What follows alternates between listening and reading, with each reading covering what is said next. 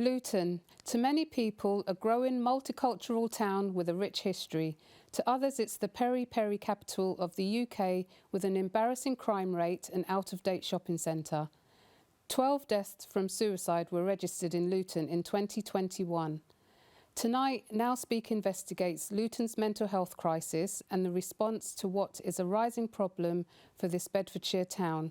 Our question is enough being done?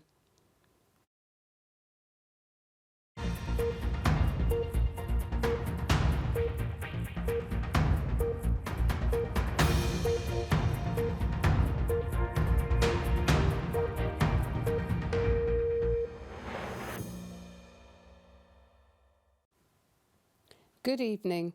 With a population of around 225,000, Luton finds itself, according to some, in dire need of assistance, with the amount of people suffering from mental health conditions.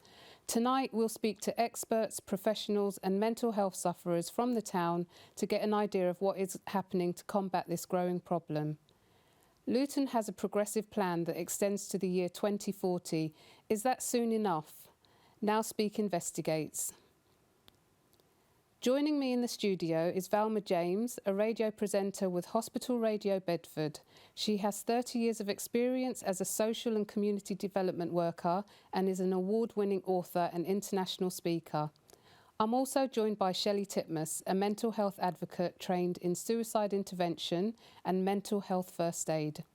Susanna Woolard, a counsellor and health and wellbeing lead for Avenue Centre of Education Luton, a pupil referral unit. And Rahid Salam, the founder of Youth Network, a youth-led organisation helping youths realise their potential. Is enough being done in Luton to stem the flow of mental health sufferers in the town? We went out to Strong Souls Boxing's Des Dennis and his young fighters to find out what he and his team of boxers do to deal with this all-too-common problem. Sports are notoriously known for improving and maintaining your physical health.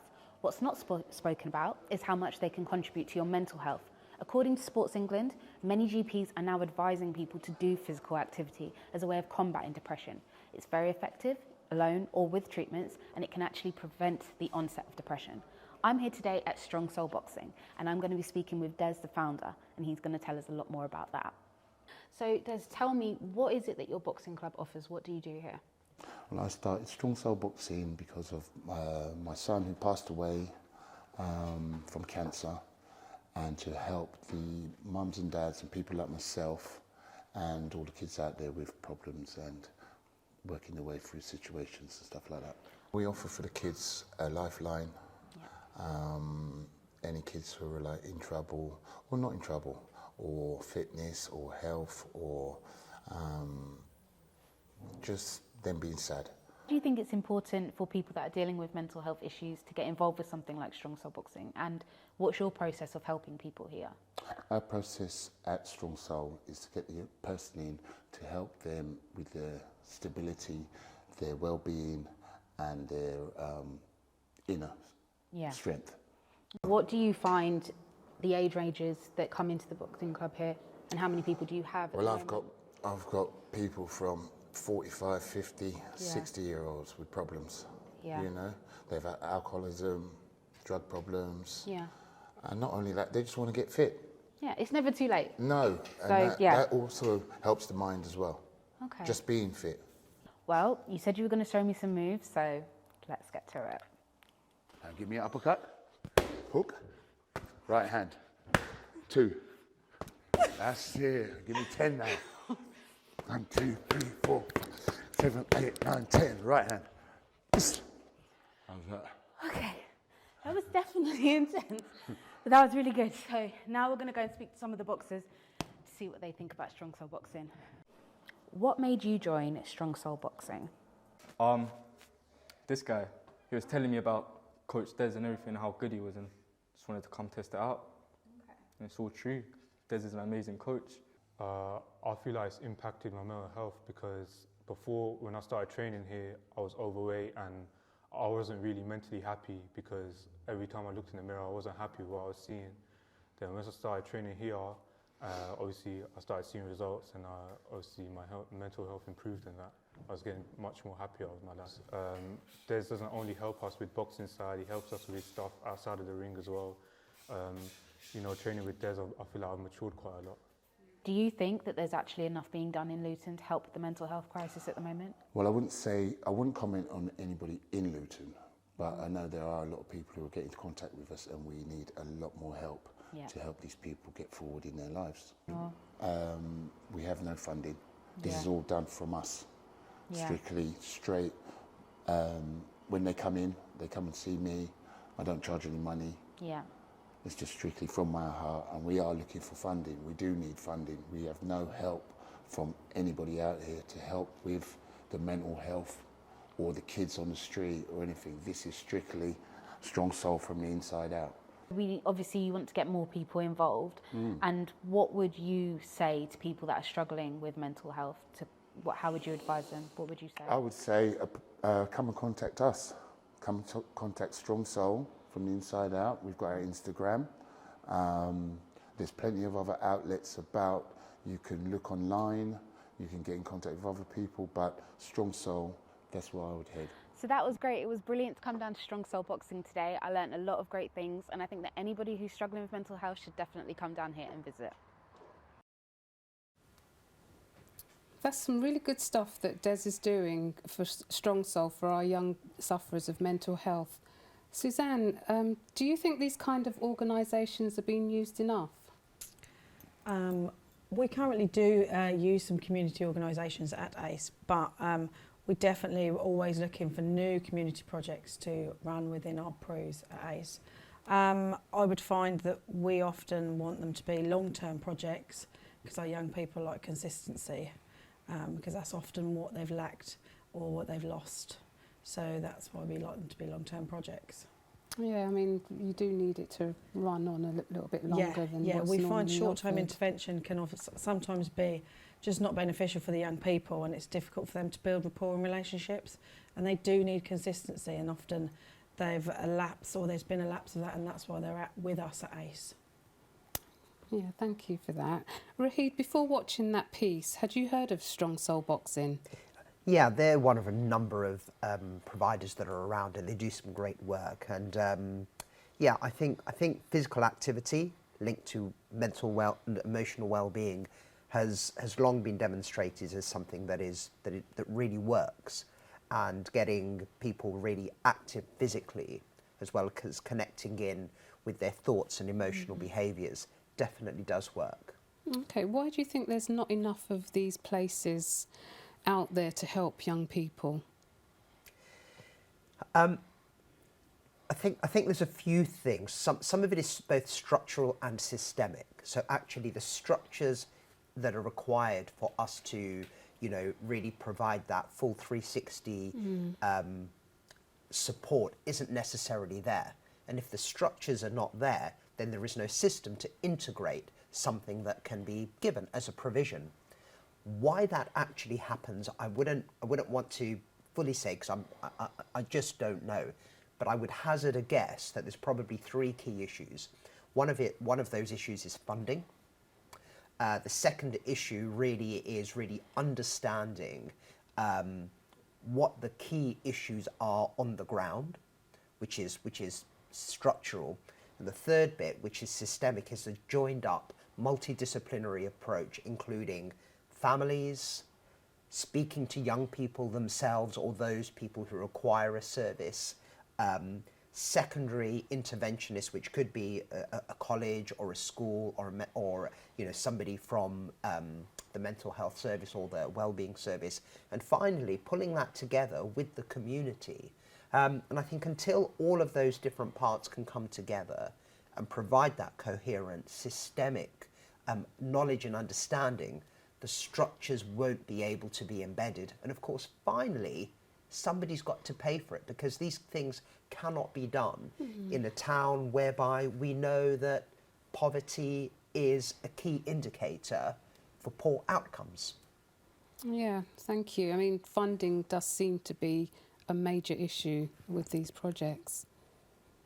Yeah, absolutely. And I think one of the things is that we can't just in itself blame funding, although funding is a key driver. And we know that in towns where poverty is particularly prevalent, we need to address that. But that doesn't necessarily mean just throwing a bunch of, a lot of money at something will help. There does actually have to be some real thought and a systemic approach to that. One of the key things that we find at Youth Network, and a lot of the youth provisions in the town will say the same thing, is that young people are often heard, but not necessarily listened to. And there's a difference between really, hearing what somebody's saying and understanding that. And I think we do need to really understand young people better and work in partnership with them. And I think that is part of the structural systemic issue. Yeah, some really good points there. Thank you for that. But isn't there a need for the schools to have a much more integrated approach with health and social care? Because at the schools actually have the children. The health needs to have a more person-centred approach to child development. To address. Well, I think Suzanne and I are both informal educators. We work with young people very much in terms of supporting their education, their journey into adult life. And I think schools, colleges, and the wider education sector's definitely got a role to play. However, we can't put too much of a burden on them because they do have a curriculum to deliver, and teachers are, of course, there to provide a function of teaching. So actually, I think it is a multidisciplinary approach whereby informal educators are working with the formal educators to provide that cohesive narrative and that really shared sense of responsibility and duty moving forward. Okay, shall we take another look at another project? The Ebenezer Project, based in Luton, offers emotional and practical support to women of all backgrounds. We met founder of the organisation, Chanel Davis, and got her take on the mental health issues in Luton. Domestic abuse, an issue that touches 1 in 4 women in England. Many women get trapped in a cycle of dependency that forbids them from leaving an abusive relationship. It leaves scars mentally, and in some cases, physically. The Ebenezer Project is a Luton-based organisation that focuses on getting women out of situations like this and giving them a community to find their voice and strength. We're here to meet Chanel Davis, the founder of the Ebenezer Project, to find out how Ebenezer helps Luton battle its mental health crisis. What made you start the Ebenezer Project? So Ebenezer has been on my heart for years, but I didn't actually think I could really start a service supporting other women. I guess my passion comes from my own lived experience. So I am a survivor of domestic abuse and sexual assault. And when I was in my situation and reached out for help, I felt failed by many services who are supposed to actually protect us. My experience was minimised, I was judged. I was blamed as the victim for the circumstance, the situation that I was in. And I just never ever wanted another woman to kind of feel the feelings of isolation and shame that I felt at that time. Okay, so our service is completely person-centred. So depending on what stage of the journey our client is at is how we tailor our support around them. So we do have a helpline that's accessible Monday to Friday. We also offer practical support, so things like searching for refuges. If they feel that they need to flee their current situation, we can support with finding safe and alternative accommodation. We can also support with getting injunction orders put in place to get them some more protection via local solicitors. Help with housing, getting children settled into school. We can also advocate with social services, police and other kind of statutory services as well. And we also run a variety of group programmes online as well via Zoom. What do you think holds people back from seeking support? It could be, financial implications. Where are they going to go? you know, where they're going to live. Children are in school. There's also feelings of guilt, of shame. You know, many victims are still kind of blamed, like I was, for the situation that they were in. Disabilities, you know, if your perpetrator is also your main carer. And also just love. Do you think mental health services in Luton go far enough to protect people, to help people? I don't think there is enough. I don't think they have enough funding. I don't think there's enough capacity to truly take on the amount of clients that need it without having them sitting on a waiting list for 8 weeks plus. Then to kind of be able to give them the time that they really need to put that bespoke plan of care together. What I have found is that a lot of the bigger, more established charities locally, they will get the funding and then refer their clients over to us for us to do the work, which, you know, is fine, but I think that funding needs to be split out. The council need to look at, okay, what is each service doing? What does each service bring to the table? From Luton Borough Council, we've received 0 pence. Oh. So, yeah, we've had no Generous, funding. yeah. We've had absolutely no funding from Luton Borough Council, although we're a Luton-based service.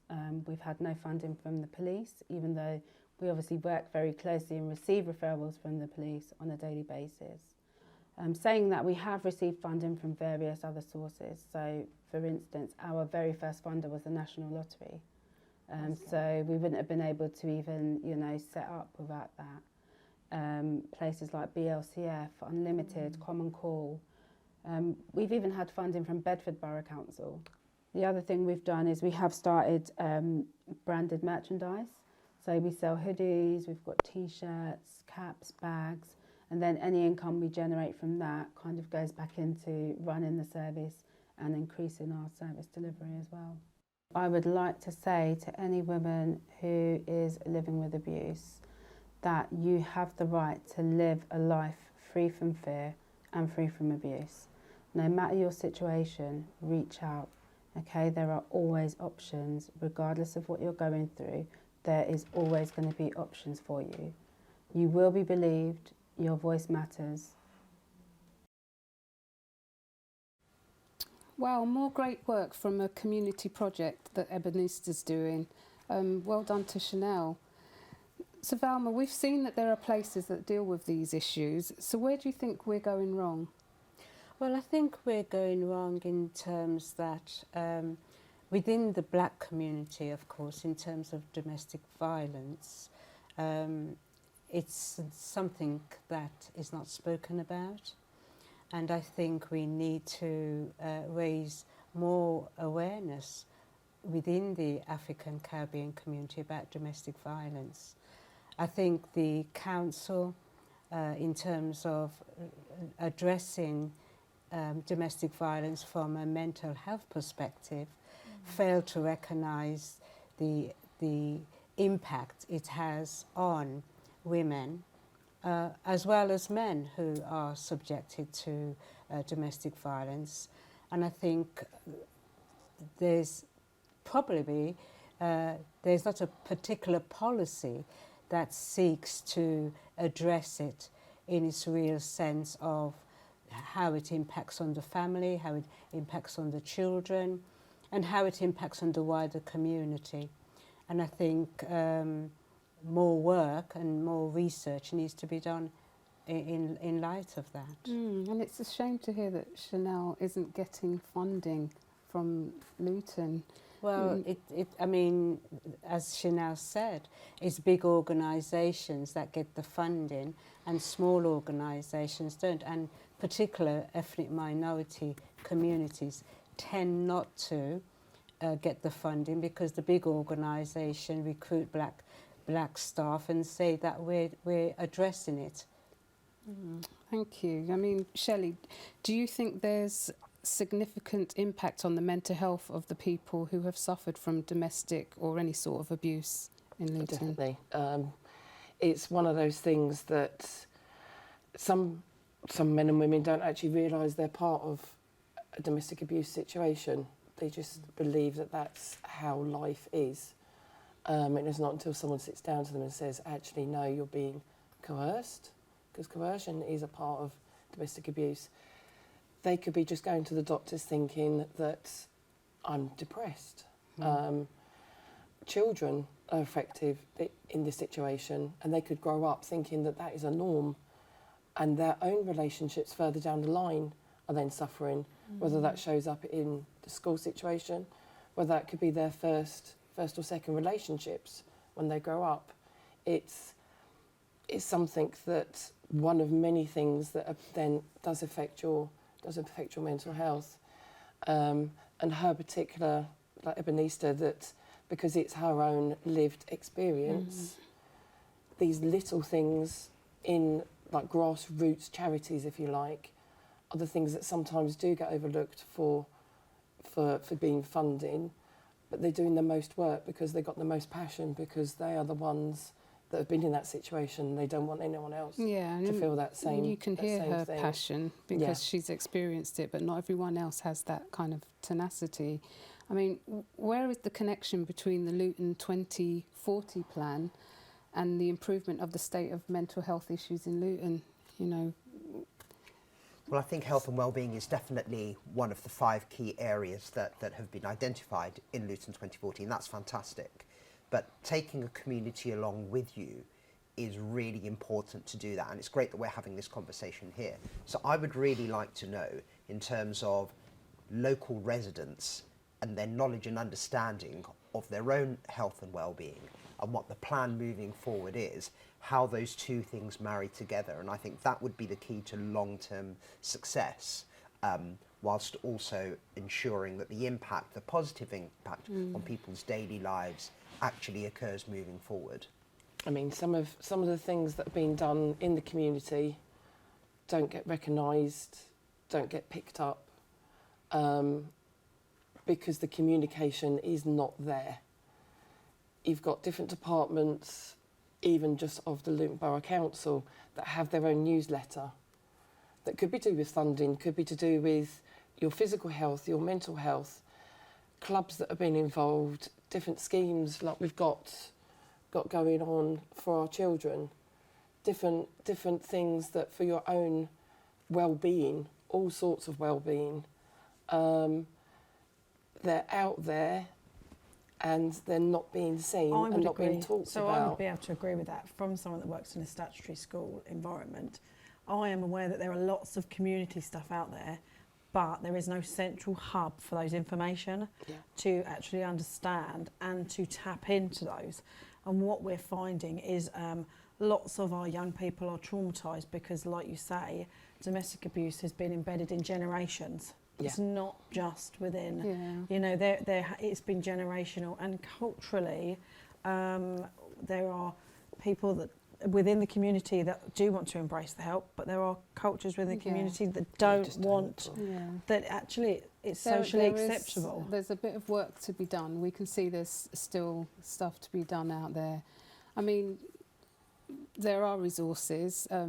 So now, for the part of this show, we're going to have NowSpeak communicate with you, our viewers. To our guests, thank you all for coming on the show. It's really great to have you here.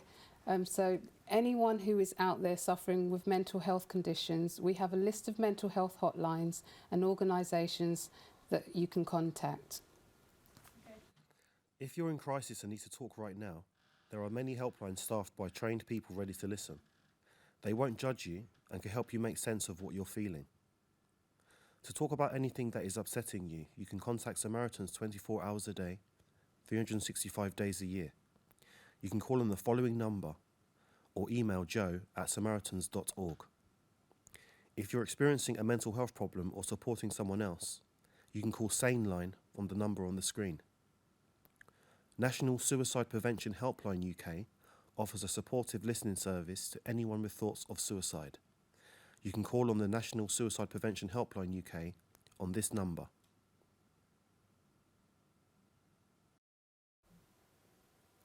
And now for our residential mental health advisor, Jill Gale, who will answer your emails and tweets about mental health and well-being. Thank you, Juliet. Okay, so the first email we've got here is from Mary in Bedford, who is saying, how can I avoid constantly worrying about the future when all we hear and see is bad news? It's giving me serious anxiety. And I understand that. There's lots of trauma going on, lots of things happening in the world, happening in this country, happening in our lives. People are struggling to recover from a pandemic to come out the other side. But I think if we start to think about how we live our lives, a lot of the time you will find, if you sit and think about it, you're thinking about what happened in the past. Could I have done that better? Did I do that right? Did I upset that person? Or we're thinking about the future. How am I going to manage that exam? What am I going to do? What's going to happen to me?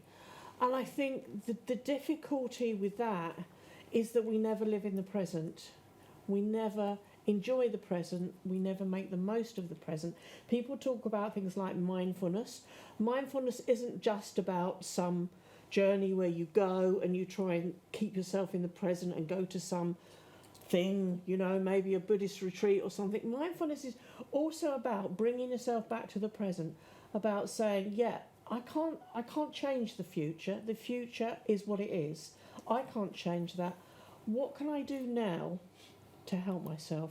What can I do at this moment? How can I live this moment in my life? And if you do have worries, it's are they manageable worries? Are they something you can do something about? Some worries are just not worth worrying about because you can't change things. You don't know if you're going to get run over by a bus tomorrow. You do know whether you're going to revise for your exam, and that's a worry worth having because you need to be revising or you're not going to pass your exam, and that's a given. Okay, so Paul from Luton has said, I'm feeling constant pressure to try and balance my job and studies to the point where I feel it might affect my mental health. What would you suggest I do in order to cope better? We see a lot of students at the university that have to balance a lot of things. You know, finances, you know, there's a lot of financial pressures now. Students have to work as well as study, and how do you manage that? The first thing I would do with a student and for Paul is say, okay, you know, let's do a study plan. Let's work out when you have to work, when you have to study, when you go to lectures, and actually factor in times you can do different things. And sometimes it's about looking at what's the best time to study. When do you study? Some students like to study late at night, some study early in the morning. You've got to fit it in, and you've got to make real use of your time. You know, if you sit in front of the computer for 4 hours because that's the time you've got, it's not always productive. You could say, okay, I'll do that for an hour, then I'll do something else, then I'll have a little bit of fun. So it's about managing that. So that's what I would say. Start looking at how you can manage your day, how you can organise your day, because I think we all have time when we don't organise it that well, and that's when things are more difficult. Okay, so the last one we have is Aisha from Luton. I have trouble in my family which I'm not comfortable talking about to people. However, I'm feeling that it's slowly choking me and I need to talk to someone. Is there a person who would listen? At the university we have a counselling service. It's very confidential. If you contact our counselling service and ask for support, they will ask you to complete a form and they can then offer you some counselling.